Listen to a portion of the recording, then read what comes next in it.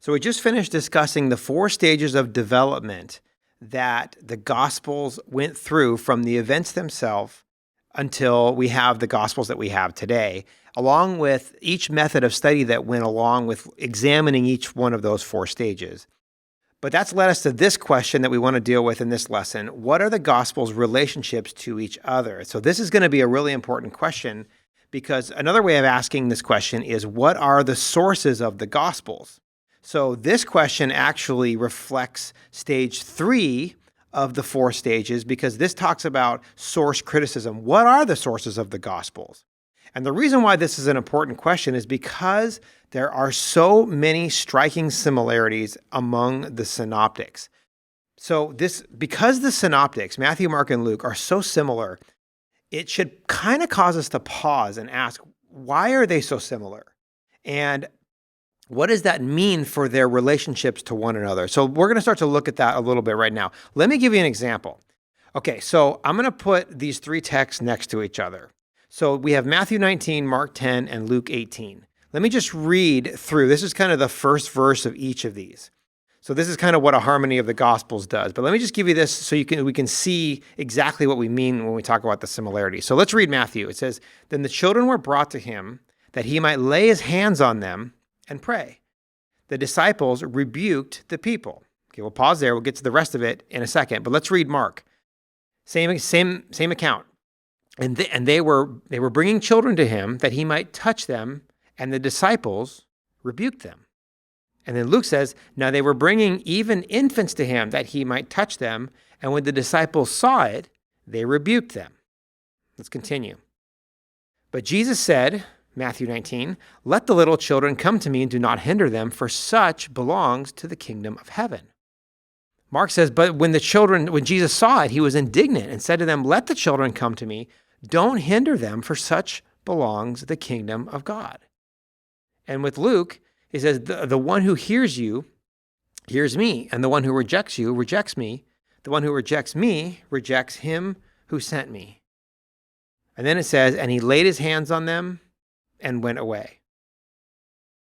And Mark says, "And he took them in his arms and blessed them, and laying his hands on them." Luke, "Truly I say to you, whoever does not receive the kingdom of God like a child shall not enter it."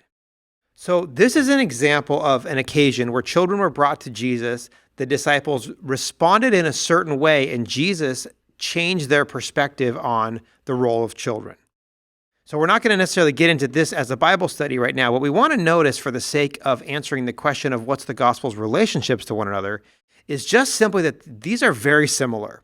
There's a ton of striking similarities that we find among the synoptics. This is just the beginning of what I just showed you. And what I'm kind of discussing here is what is called the synoptic problem. And the synoptic problem really wants to ask this question: are the gospels dependent on one another or not? Meaning, did they use each other as sources? So there's a couple theories here that I wanted to examine in answering this question of, are the gospels dependent on one another, which is kind of a sub-question of what is their relationship to each other. So let's look at the 3 theories on the relationship of the gospels to each other. Okay, so the first one here is that the gospels are independent to one another, meaning that Matthew got his sources and he wrote his gospel. Mark got his sources separately and he wrote his gospel separately, as did Luke.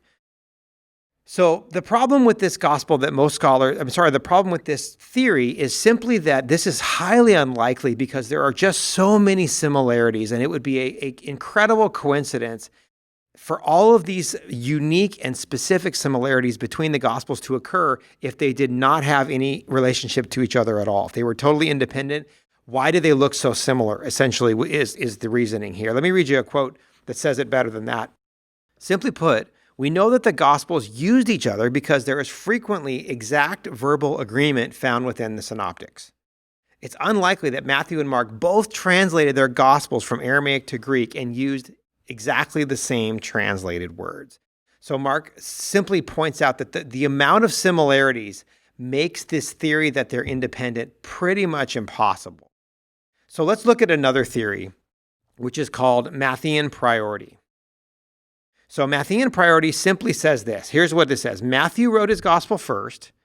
Mark took Matthew and shortened it or abridged it, and then Luke used both Matthew and Mark as sources.